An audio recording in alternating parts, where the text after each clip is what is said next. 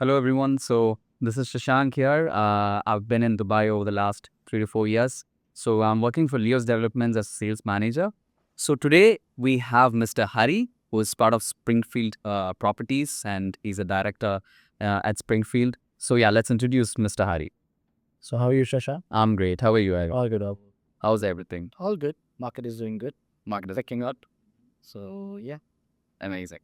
So I wanted to ask you certain questions on real estate because as a director, as a person who've been into the real estate over a certain period of time, and as a person who are, I think you've born and brought up in UAE. So I have few certain questions for you. So first thing is that what's your experience in terms of real estate? Not particularly towards Dubai, but what's your overall real estate experience? So I'm in this industry for the last 6, 7 years. Been selling majorly tier one developers. Initially was more of Damac, Imar, etc. Then obviously had a huge transition into selling Shoba for a good amount of time. Sold quite comfortable with Shoba and then Nikhil, Miras, etc. And then slowly, as of this very moment, I don't look at myself as just a Dubai real estate advisor. I look at myself more like a UAE realtor. The reason being is because Dubai is not the only place that I've sold. I've also sold in Sharjah. I've also sold in Ras Al Khaimah. Also sold in Abu Dhabi as well. And these are markets which I genuinely believe which will always keep flourishing. And again, Dubai is a brand. There's not so much to talk about when it comes to Dubai. Because if I would have to talk about Dubai, I can go on and on and on and on and on and on and on, and it would never end. Abu Dhabi is doing fabulous because we've got some complementing elements like the rise of ADGM, a couple of other complementing elements like the Disneyland, and so much more that is coming in Abu Dhabi. Day by day, yeah. Yeah, and we also have the all famous Wynn Casino that is coming up in the Ras Al Khaimah as well. A lot of complementing elements. I can honestly go on and on, but personally, this is what it is. I've been a top seller for the World Islands for 2 years straight. Been in the market, like I said, for the last 6, 7 years. I'm already a multiple award winning realtor. I've already sold over 800, 900 million worth of real estate in the last 6, 7 years as well. And apart from that, my major strength also, to be very fair with you, is my mother, because she's in the construction business for the last 30 odd years. So there's a lot that I do hear from her. My mom's first project in Dubai was Burj Al Arab. She's currently ranked as the number 3 engineer in the entire Middle East. A lot of major projects were actually done by her. So there's a lot that I keep hearing from her in regards to, okay, this developer is using this quality. This developer is, not, they're compromising a lot on quality. Okay, this developer, the quality is fabulous, but it doesn't look like it in the naked eye. So there's so much that I actually grasped from my mother. Never saw myself getting into the real estate space because I'm actually ex UAE international cricketer. And there was one of my mentors who told me that your passion will never pay for your bills. And at that moment, it didn't click me. And he said that if you would like to pursue cricket, I think in India it would be fabulous, but not in the UAE. The reason being is because as an associate nation, you don't get paid that high. Okay, no. So the lifestyle you really want to live, I know UAE cricket is not for you. Okay, no? And eventually found my way through in real estate. And yeah, it's been doing quite well. Been quite honest about my services. Again, this is my home. I'm born and raised out here. I've literally seen this market from scratch. I'm not someone who's come here and studied the growth. I'm someone who's lived the growth of the very UAE. Experience with it. Experienced. I've been to majority of the streets all across UAE where it was just 2 lanes and today it's around 12 lanes.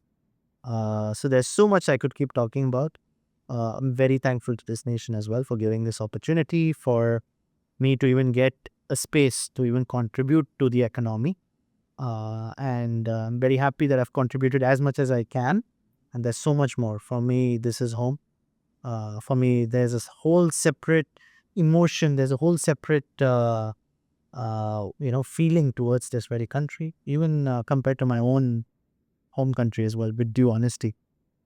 because I'm born and raised here, because I've seen the leaders look after us, tax free, best the best in everything, tallest tower, fastest roller coaster, the best healthcare, best airlines. You talk about anything and everything, we have it. UAE tries to become the best. Yeah, Right. we are the what all feel it is. We are the best, and it will no longer be the American dream. It will always be the the UAE dream, the Dubai dream. It's slowly being that. Uh, we are still an emerging nation. I don't consider ourselves as a developed nation. 54 years old. This country has done something which no other country has done in regards to security, safety, in regards to bringing global capital out here. There's so much I could keep talking. Overall well-being. Yes, but in general, one thing that I would like to say is this is the best country on this very planet, and there's nothing, which can beat that statement. I've openly seen on socials as well, where people have commented negative about Dubai, saying no soul and this and that and whatnot. And openly on those comments, I've mentioned on the comment box as well that I dare you to sit 1-to-1 in front of me, and I can challenge you why UE is better than whatever country you are even going to talk about, right? Even if you will bring India in front of me, I'll sit and I will even debate in front of you why even UAE is better than the country that Keeping you are the talking. home country aside, you'll still go for UAE. I definitely see. My origin is Indian. My origin is from Kerala, which I will never forget. We live in an era where we can even buy a passport. I have not changed my passport. I'm a proud Indian passport holder. There's no doubt about it. But if I've not, if I've not been raised in that very country, and if all my memories and each and every success story of mine has been in the UAE, then what possible emotion could I possibly have towards my home country? Let's be very honest. Doesn't mean that I'm criticizing my country. It's just that I am only going to talk facts about, hey, I have great roads. Hey, I've got amazing leaders. I've got leaders where they say that we are living in a monarchy. I mean, they don't say, but we know we live in a monarchy. But there's so much of questions asked towards us saying, okay, is there something we could do better? And, then there are, toll free lines for a lot of things that if you would feel like helping or fixing they don't portray it as a platform saying that, hey, this is my country, this is how it is, if you want to live like this, or just you can get out. There's never a feeling like that given. uh, Again, tax free income and having tax free income and then getting the best roads, tax free income, getting the best healthcare, tax free income, and then getting the best of best everything. I could, again, like I said, I can keep going on. But one statement, which is the main statement of whatever I'm trying to say, is that this country is the best country on this very planet. It will always remain the best country on this very planet. Amazing. I love your confidence on how you are, the way you speak about the country. One thing that I wanted to ask you, the general question, like how has the war impacted us? Because we see a lot of media talk saying that the country has shrunk, and we hear a lot of humors in and around the world. So, what's your thought on that? So, firstly, what I would like to say is to all those Western media who's, definitely made a lot of chaos when it comes to this country. Again, you are getting paid to make nonsensical, comments on this very country.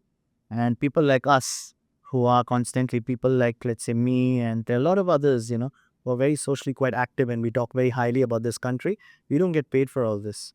And we yet still talk about this very country so highly. I mean, where on this planet can you see an alignment between the government and the people? This is the only country. Let's be very honest, right? I know people sitting back in India. Because I'm an Indian, so let's talk just about India. I know people sitting back in India saying that I pay tax. What a horrible road I get. I pay tax. These people don't fix the sewages. I pay tax. They just keep complaining, and then they feel that, okay, this is the art of just living life. Let's just live by. They've been used to it, no? They have been used to it. Then they say they'll live by, and then if someone tries to comment something on India, not even directly, but in a very indirect, transparent manner, they take it very offensively, right? Uh, Again, media's job is to definitely create chaos and do all of this. It's okay, do whatever you want. But one thing that people need to realize is global capital is moving in out here. You have BlackRock, you have JP Morgan, you have got Morgan Stanley, you've got all of these big fishes who are moving its headquarters and whatnot to the very capital that is Abu Dhabi, to our ADGM, which is the DIFC of Abu Dhabi. You know, in fact, generally, if we would even speak by, there has been an impact, which I'm not going to lie, but any war nation that we look on this very planet, if there was war, businesses then go to zero. We, in every business sector, if you go see, 30 to 40% of hit has taken place. Some businesses around 60%.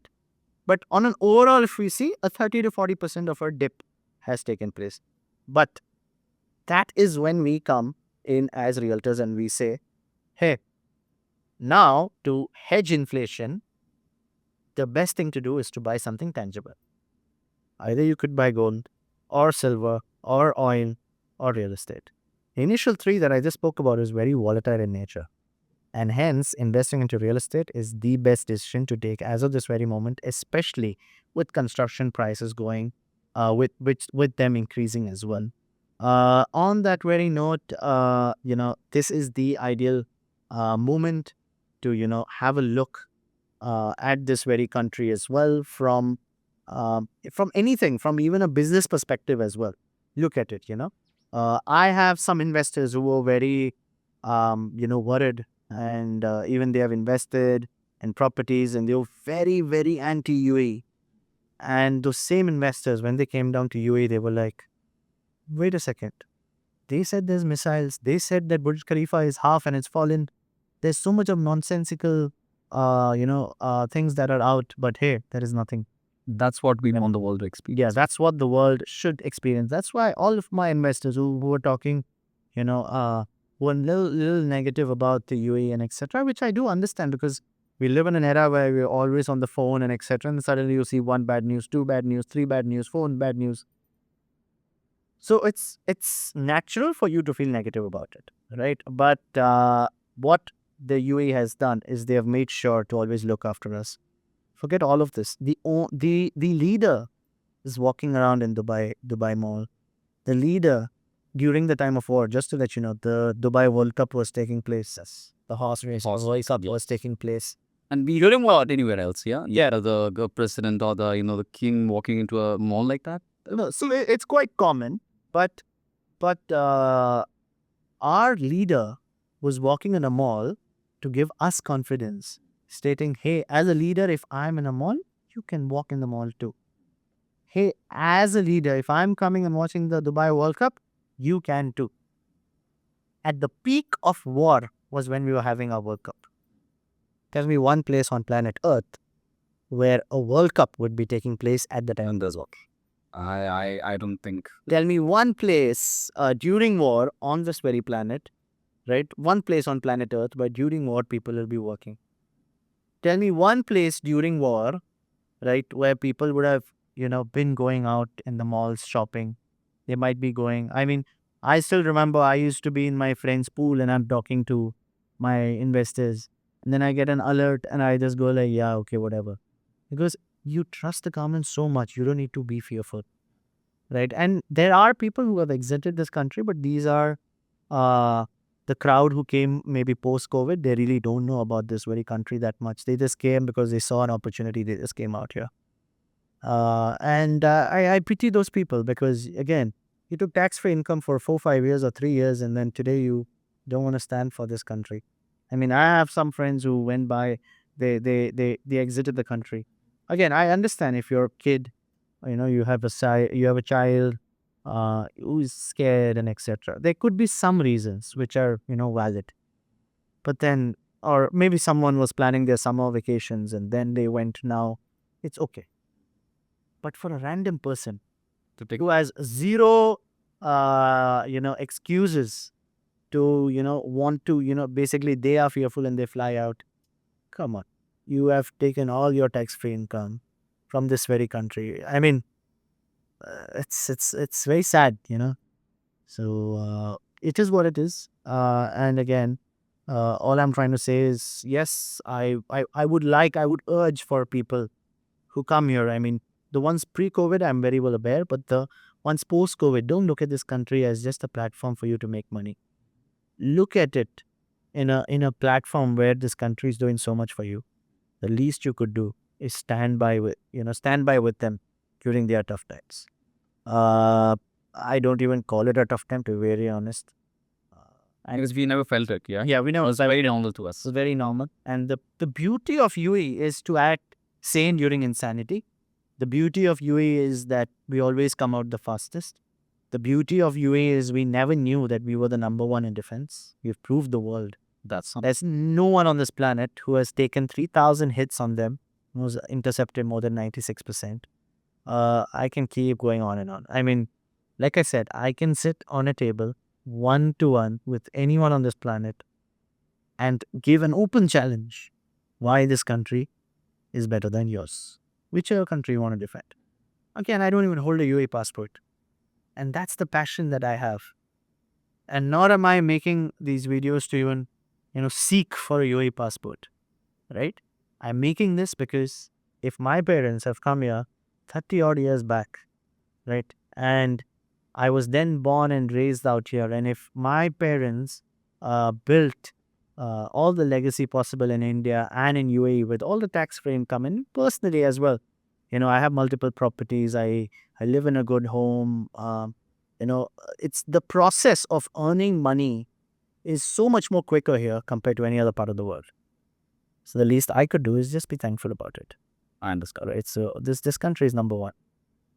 Okay.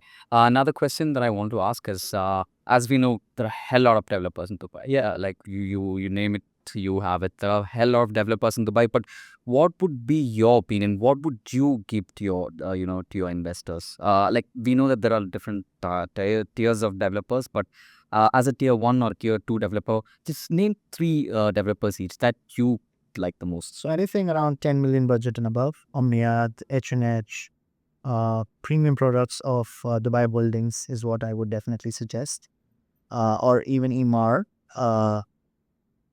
So that's something which I would definitely suggest. Anything below 10 million, there would be a tier one and a tier two segment. With due honesty, tier one for me is more like Emar, Dubai Holdings. You then have Mudon. You then have Shoba.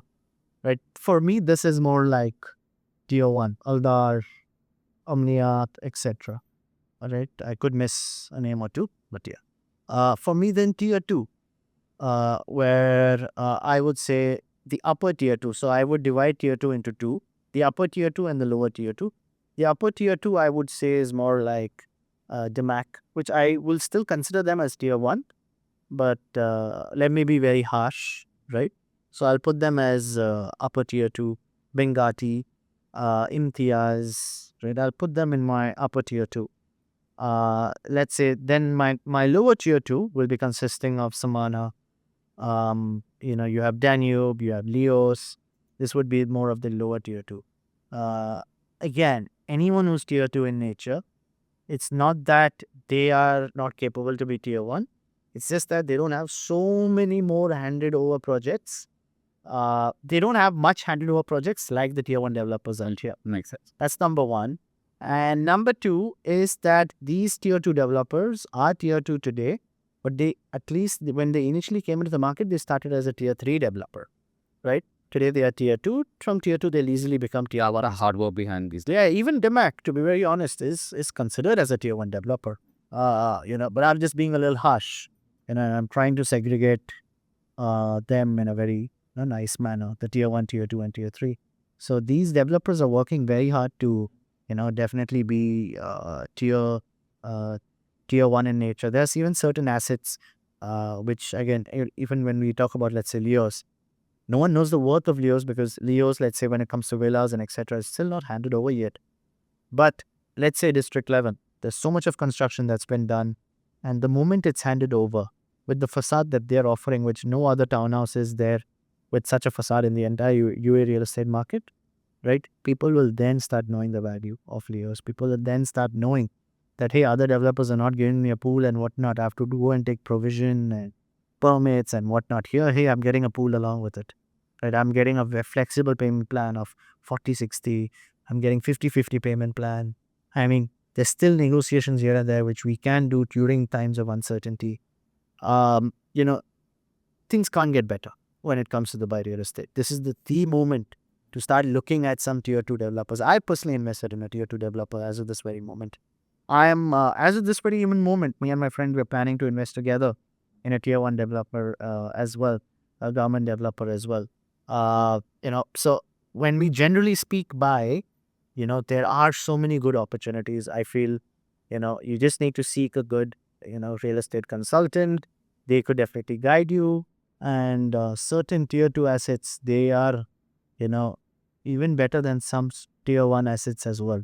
It's just a matter of time for, let's say, the district level project handed over, pool there, the layout people will see how it's, the internal, how the travertine is there on the wall, how, the Calcutta Viola marble is there on the countertop. People will see all these small, small things.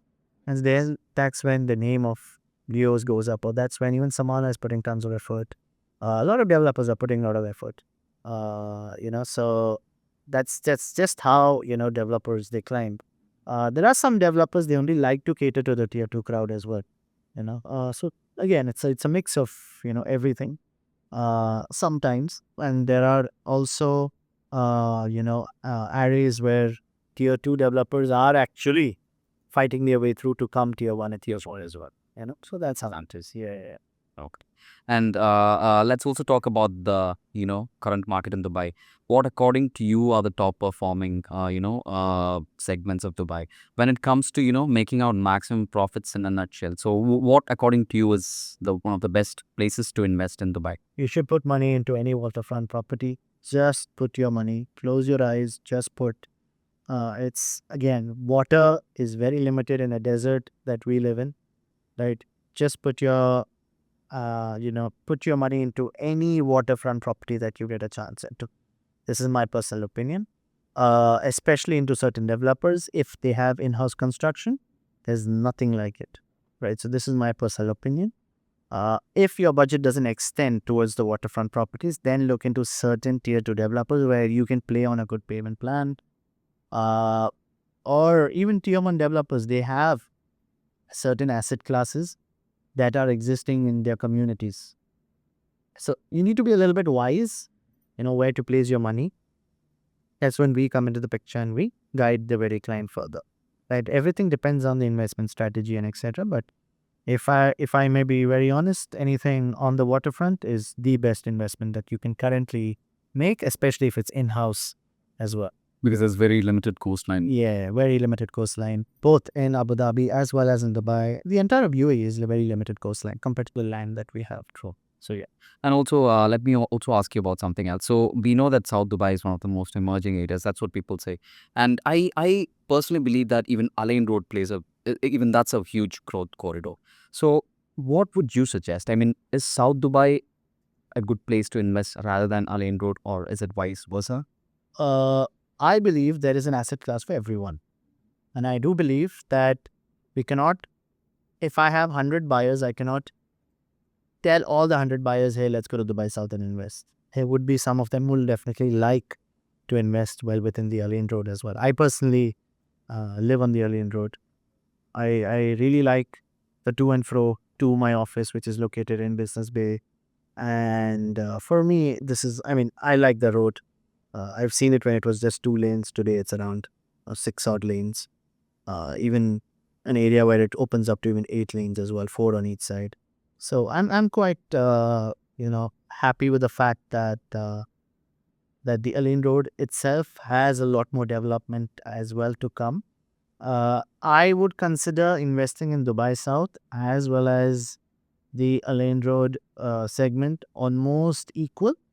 But the south of Dubai depends on what developer you're going to get into. If, let's say, you invest in one of the villas or townhouses out there, which have massive plots, massive built up, that could definitely be an upper edge compared to all your other competitors.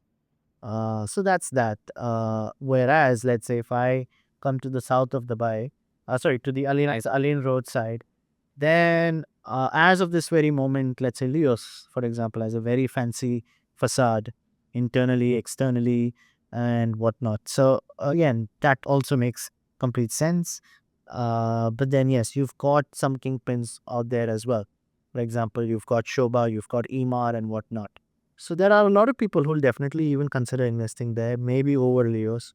But sometimes when people come and see the outer facade of Leos, they see that my payment plan is way better compared to a Shoba or a Emar.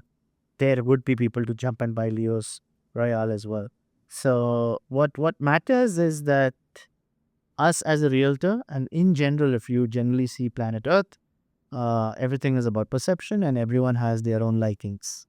There is an asset for everyone. That's my belief. So I wouldn't say Dubai land is better than Dubai South or Dubai South is better than Dubai land. Both the areas are equally. Yeah, I feel every area in UAE is equally good. It just depends on what is your investment goal and your investment strategy. Great. And let me jump to the final question. So, what are the three major go-to-go points that you would always recommend to your investors, before investing in something? The major three, the major 3 points that you always speak to your investors. So one thing that I always am quite bullish about is quality. Second, the developer reputation. Third is the supply.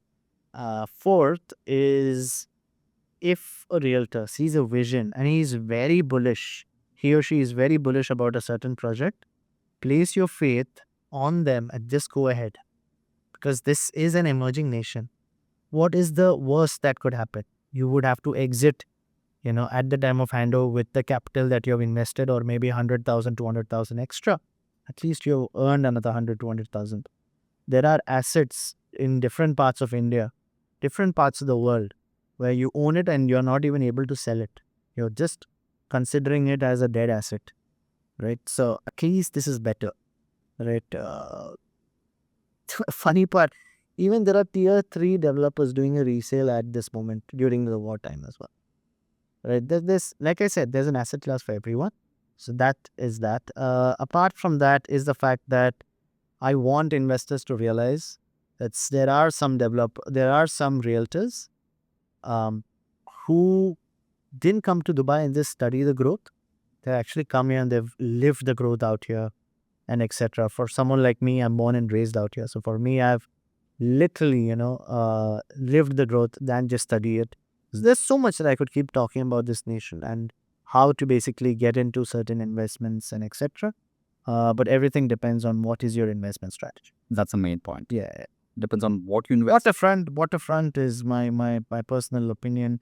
As of this very moment, we're sitting on May 18th, 2026. As of this very moment, what I personally feel, something on the Hudayriyat, something on the Hudayriyat Island. You have the Sadiyat Island. Anything in Abu Dhabi, tier 1 developer is gold mine. That is Abu Dhabi wise. When we talk about, let's say, Dubai, anything which is tier 2 in nature, which has a good payment plan. I know even Dios would even do maybe a 30/70 payment plan. Why not even get into that, right? So that is again a good thing to look into. Or maybe, certain tier 1 developers where the stock that they currently have is really good. For example, Miras has Edit, which is in Dubai Design District. I feel it is a very good asset.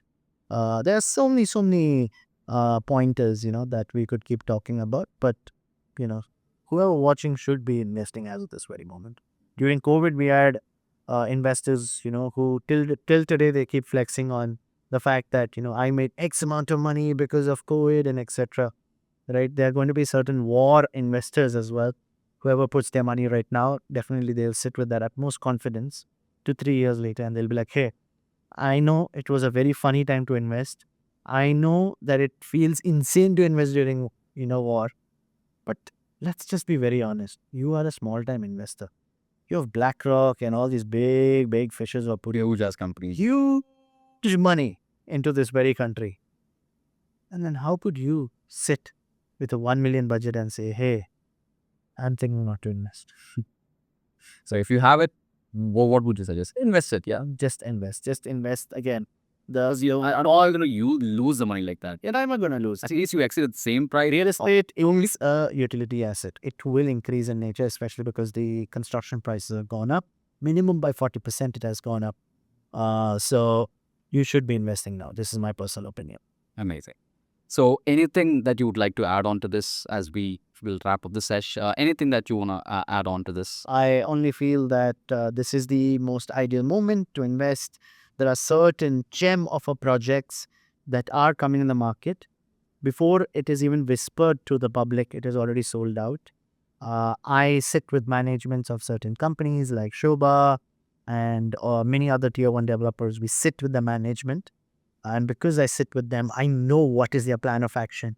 So if someone is watching and they are quite keen on knowing what is the plan of action ahead, and if you really want to make serious amount of wealth, right, then you should be contacting me, and we can then take this journey ahead of investing into one property and one being easily 10 properties, right, with just the income of the first property itself.